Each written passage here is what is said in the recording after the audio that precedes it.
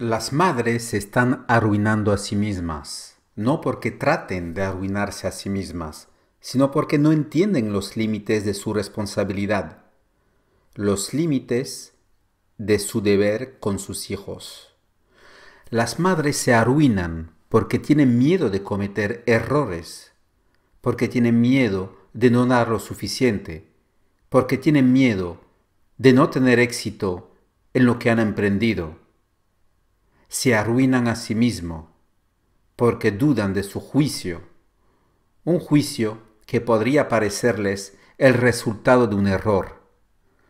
¿Cómo puede una madre, si está arruinada, hacer un trabajo equilibrado en su entorno, en su familia, un trabajo de verdadero amor, un trabajo saludable, tanto para ella como para sus hijos? ¿Cuántas veces debemos repetir que el hombre está tan condicionado por fuerzas, por opiniones externas a sí mismo, que ya no tiene la capacidad de actuar según principios que son personales para él, que son vitales para él, y que reflejan lo que debe hacer, lo que debe manifestar en su conversación con los demás? Las madres, las mujeres, los seres emocionales de la sociedad, se culpan fácilmente por todo lo que hacen, porque no son capaces de ver precisamente la perfección o imperfección de lo que hacen, porque precisamente ha perdido toda forma de centricidad, ha perdido el punto agudo de la intuición que dirige la acción, ha perdido la fe en su juicio personal. Es una situación grave, es una situación enferma, es una situación agotadora para miles y miles de madres. Las madres han perdido la fe en su juicio porque ya no tienen el poder de darse cuenta por sí mismas si deben, en un caso u otro, aplicar firmeza, suavidad o tolerancia. Cada ser es diferente y una madre es el ser más cercano a sus hijos, y es de ella, de sí misma, de donde debe surgir la inteligencia creadora y directora de su actividad. Es de ella misma y no de los demás, pero ha estado insegura en su juicio por opiniones externas, de modo que hoy, debido a las críticas externas, ya no tiene control sobre su juicio.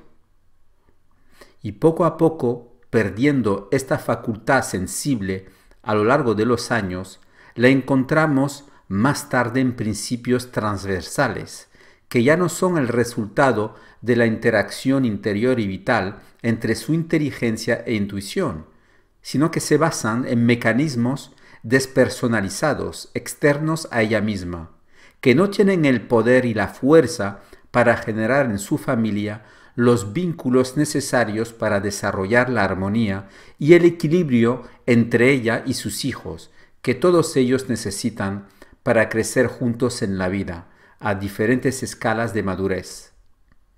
Las madres son constantemente empujadas hacia atrás, constantemente doloridas por las opiniones externas, de modo que con el paso de los años, el fundamento de su juicio se derrumba y estos seres se vuelven cada vez más ansiosos, para que cuando los niños alcancen una cierta edad, las madres finalmente se sientan aliviadas porque han pasado 15, 16, 17 años sufriendo de las condiciones de las que habían perdido el control.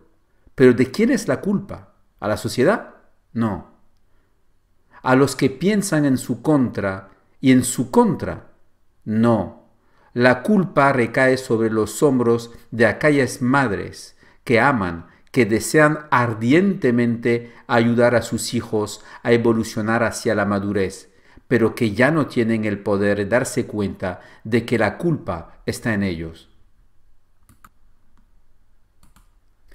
Y cuando un ser ya no puede darse cuenta de que la culpa está en él, buscará por todos los medios equivocados igualar la tarea entre él y aquellos a quienes está dedicada, para que las madres culpen a los niños, las madres despellejen a los niños, las madres lloren por sí mismas, las madres se preocupen, las madres sufran porque no se habrán dado cuenta de que la culpa original del problema de la educación estaba en ellas. No porque no les gustarán los niños, sino porque no les gustaban bien. No porque no fueran buenos para los niños, sino porque eran demasiado buenos. No porque no quisieran disciplinar a los niños, sino porque no sabían lo que la verdadera disciplina implica. Es esencial en la educación de los niños que las madres prevalezcan en su juicio. Las madres deben opinar de acuerdo a lo que sienten y que se respete su libertad de opinión en un marco cuyos límites conocen. Las madres necesitan saber, reconocer y saber lo que sienten, estar seguros de lo que sienten y no dejar que su sensibilidad esté expuesta a elementos externos que crean dudas en ellos. Cambian de opinión, alteran su motivación y les quitan el poder de actuar creativamente en el campo esencial de la educación. Las madres necesitan conocer a sus hijos, al menos tanto como ellas mismas. Pero si no se conocen y si temen las opiniones de los demás, ¿cómo se puede esperar que estas mismas madres cariñosas, devotas y a menudo nostálgicas crezcan con sus hijos y florezcan al mismo tiempo que sus hijos? Es una tarea casi imposible. El problema de la emotividad de las mujeres, de las madres, es un problema muy grande, vasto y generalizado en la sociedad actual, porque la madre de hoy no solo debe confiar en sus sentimientos, sino que también debe enfrentarse a una forma muy variada de estudios pedagógicos y filosóficos que se han hecho sobre los niños en beneficio de los niños. Y a menudo estas formas no se aplican a sus hijos porque sus hijos son, en su opinión, diferentes. No son como los otros y lo saben muy bien, pero se ven obligados a reunir las condiciones de la experiencia de fuera y a menudo compararlas con sus propios resultados, que no siempre son los que les hubiera gustado. Las madres se están arruinando porque no tienen suficiente discernimiento para educarse en su comportamiento hacia sus hijos. No tienen suficiente centricidad para educar a sus hijos según la inteligencia vibratoria que hay en ellos. Su apoyo psicológico en la educación se basa en las reglas más o menos establecidas por la cultura a lo que pertenecen. Dependiendo de lo bien que se apliquen estas reglas, se sienten que han cumplido con su deber. No reconocen que todos los niños son individuos y que las reglas generales no pueden aplicarse en casos individuales. Sus esfuerzos por educar a sus hijos están envueltos en sentimientos sociomorales que de ninguna manera determinan las leyes de la relación entre un pariente y un hijo. Un niño no debe enfocarse a la madre, porque la madre también tiene derecho a la vida, pero si la madre no se da cuenta de que ella también tiene derecho a vivir, permitirá que el niño la asfixie, y su sentido de responsabilidad hacia el niño se verá cada vez más marcado por la impresión de que nunca está haciendo lo suficiente para el niño, o que lo ha hecho todo por él, y que el niño no está a la altura de la situación.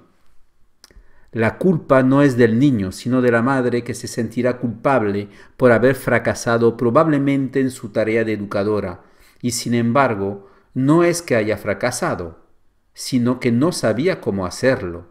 No sabía cuándo sacar su alfiler del juego, y el niño se aprovechó de ello sin que se diera cuenta antes de que fuera demasiado tarde. El ego es vampírico por naturaleza. Toma todo lo que puede, y un niño puede muy bien vaciar a su madre, agotarla completamente si no tiene el discernimiento entre sus sentimientos legítimos y sus falsos sentimientos. Las madres, mientras no hayan desarrollado suficiente fuerza interior, tienen grandes dificultades para separar la acción de la educación de los sentimientos de la educación.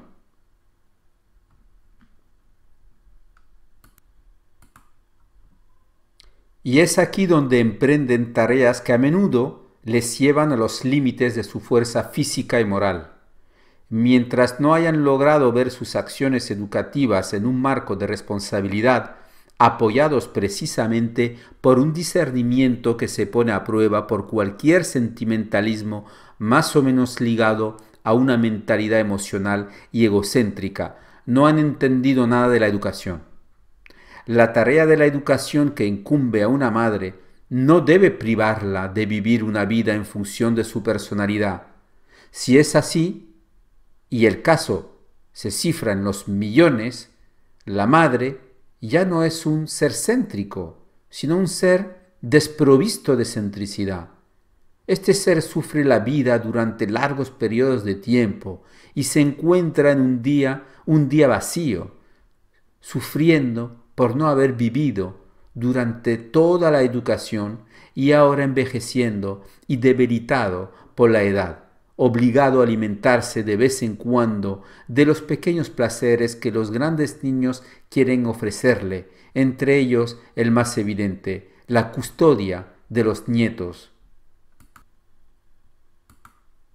La vida de la madre, la vida creativa de la madre, se degenera cada vez más, y un día solo se ve a sí misma en el papel de abuela, un papel subordinado y abusivo en el que debe complacerse porque ya no le queda ningún otro asunto en su vida, habiendo agotado todo su potencial para la educación emocional y carcelaria y para el cuidado de los bebés de los niños que por su parte tienen el placer de vivir en su lugar.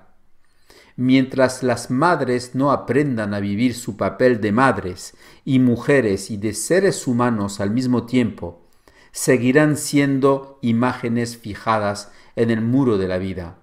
Sus rostros se empañarán y envejecerán más y antes de lo que debieran, porque no habrán entendido que el hombre está en la tierra para vivir y no para pasar por las instancias de la vida.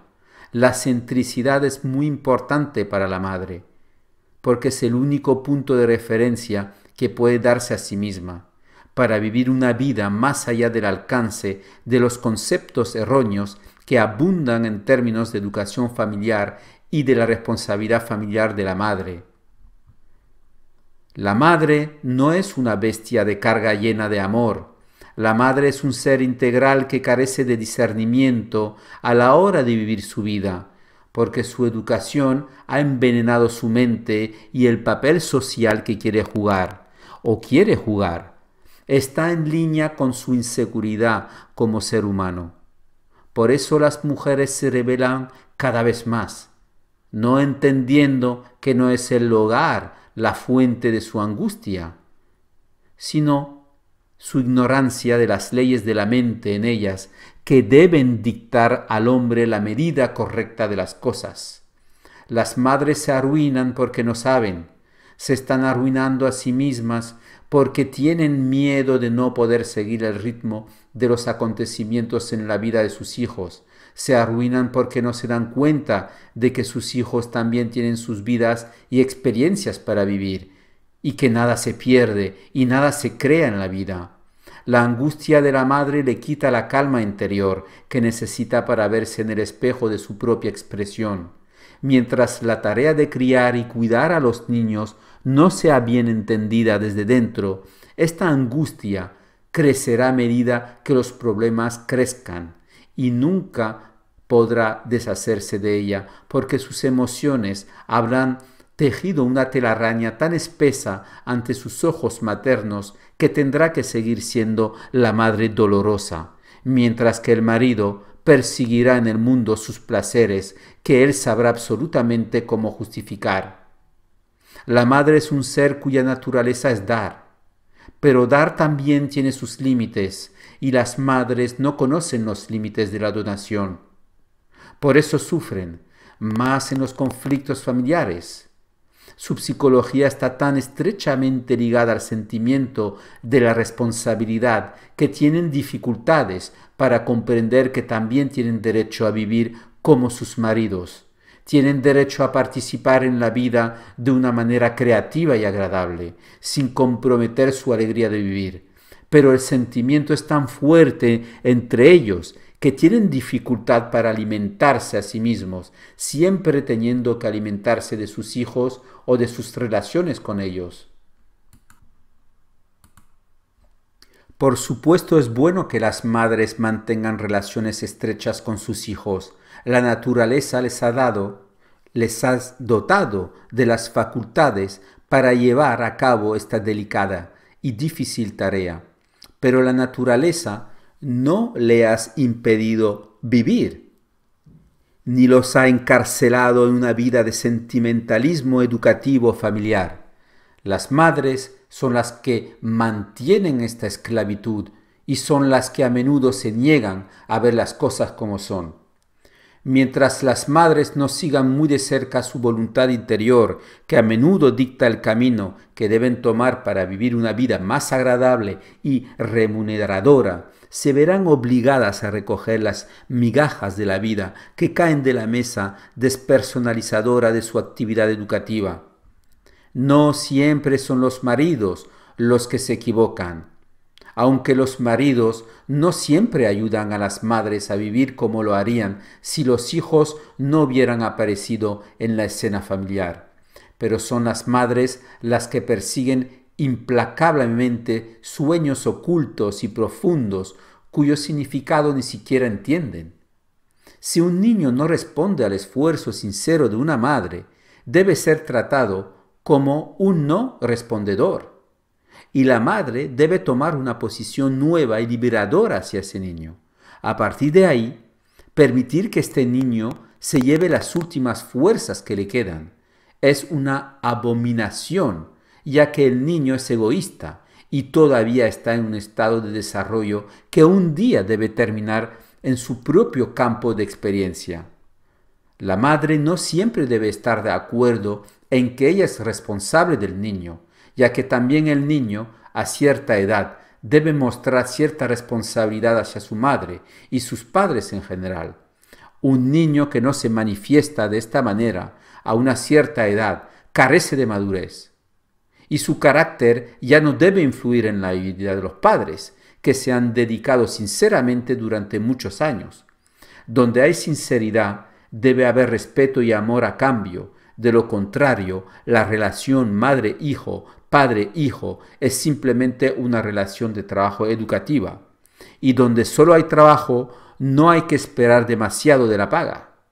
El retorno que debe experimentar de sus hijos debe reflejarse en el afecto de sus hijos por ella. Y si esta condición está ausente, es obvio que la madre debe reorientarse y encontrar otro camino personal para su remuneración. Demasiada gente piensa que la madre se dedica a sus hijos hasta la edad establecida por la sociedad. Esto es cierto, socialmente hablando, pero no necesariamente en términos de la relación íntima entre madre e hijo. Nadie puede dictar a la madre la naturaleza de su relación con el niño.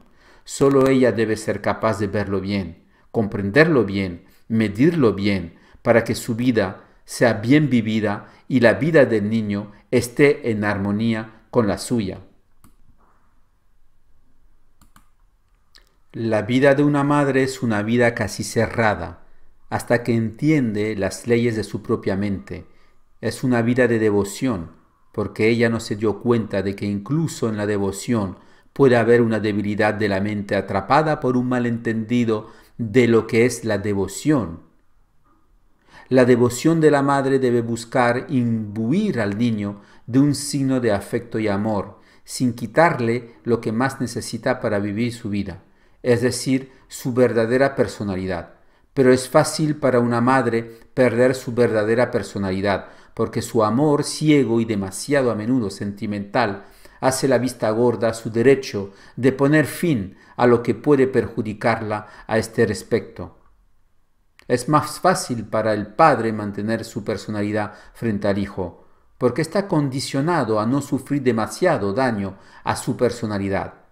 El trabajo exterior le enseña, sin que se dé cuenta, que es mejor para él, muy a menudo, estar lejos de casa, para no ser asfixiado por lo que está sucediendo en su interior. Pero veamos la situación de la madre. ¿No tiene también derecho a vivir su personalidad? ¿No tiene también derecho a decir no a las demandas un poco demasiado egoístas de los niños que sufren de este estado de ánimo? Pero ¿qué haces si la confrontas con esta pregunta? Se camufla detrás de la pantalla de sentimientos maternales, se esconde detrás de la última de las coartadas, la que primero se le acerca a la boca. Pero ¿quién cuidará de los niños?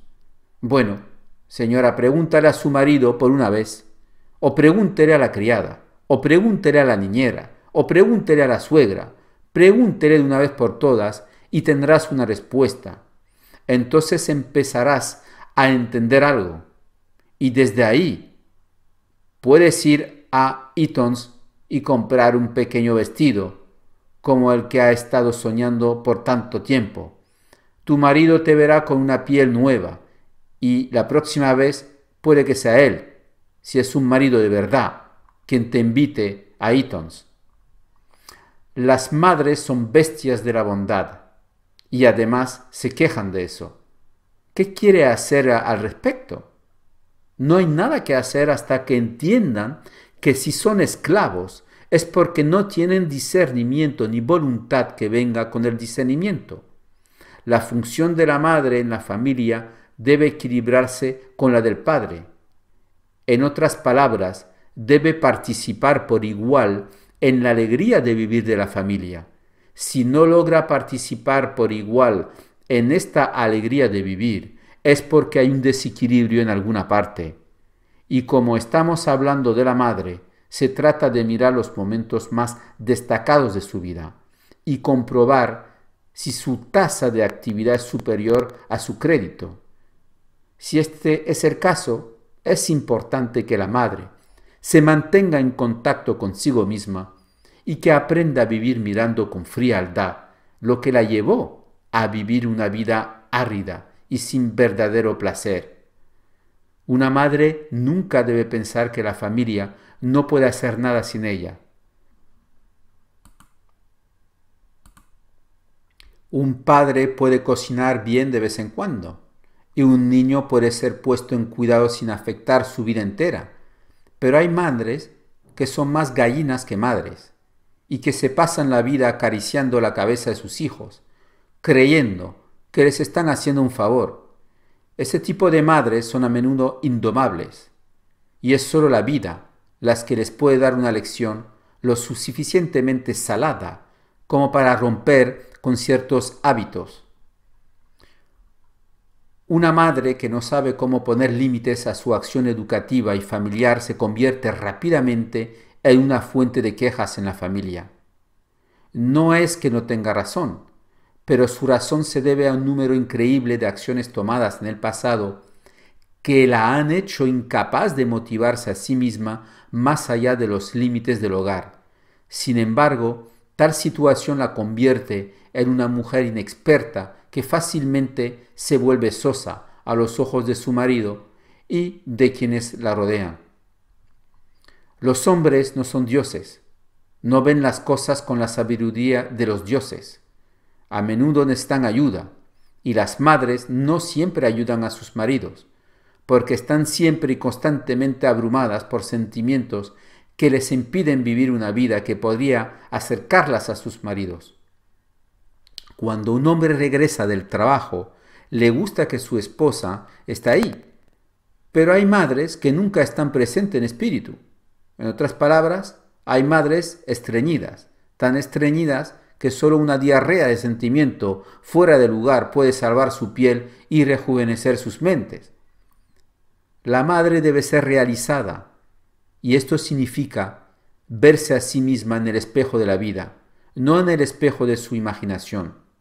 El discernimiento es una facultad que todos los hombres necesitan, y la madre también la necesita, porque es la que probablemente sea la más deficiente, dada su posición sociofamiliar y el papel que amablemente le fue impuesto y que ella aceptó sin mucho conocimiento y comprensión. La mujer de hoy se despierta, pero se despierta en el lado equivocado de la cama. No es imaginando que extraña el mundo exterior que descubrirá lo que extraña en su interior. Es tomando el control de sí misma que ella verá los puntos culminantes que la llevaron a la esclavitud. Deje que dé un paso atrás y admita sus malos hábitos, con una visión clara y la voluntad de detenerlos. De lo contrario, estará condenado al fracaso interno, y tal fracaso no perdona, porque el ojo hizo que la mirada de la mujer se aburriera, como sucede en los países antiguos. Cuando las madres hayan vivido fuera de sus ilusiones derivadas de la falta de discernimiento, podrán iluminar sus mentes y participar en la vida que ha fluido ante sus ojos. Entonces verán que los sentimientos profundos y poderosos que tenían anteriormente provenían de su incapacidad emocional y de su falta de discernimiento y de juicio personal. Verán que deben juzgar la vida por sí mismos y que no se la impongan los demás. Es a partir de ese momento que las madres tendrán una clara comprensión de su papel como madres y que este papel será una función bien gobernada por las leyes de sus mentes, con las que vivirán en total armonía. Entonces diremos que la madre es grande, porque sabe lo que está haciendo y entiende lo que ha emprendido. Entonces podemos hablar de la sabiduría de la madre, ya que estamos hablando del negocio del padre hoy en día. Esto pondrá fin al viejo drama de la madre que sufre por sus hijos, porque se ha comprometido a vivir una vida de la que no conoce las leyes, porque su mente está muerta, su mente ya no tiene la vitalidad que necesita para conquistar las enormes formas de sentimentalismo que se amontonan en el corazón herido de una madre dolorosa. La madre debe rejuvenecerse a sí misma, debe recuperar lo que ha perdido por su propia culpa, y nada más y nada menos que ella misma puede volver a la vida que tan desesperadamente necesita, si desea vivir como un ser digno a sus propios ojos y realizado en la verdadera y justa visión de su marido, si ese es el caso.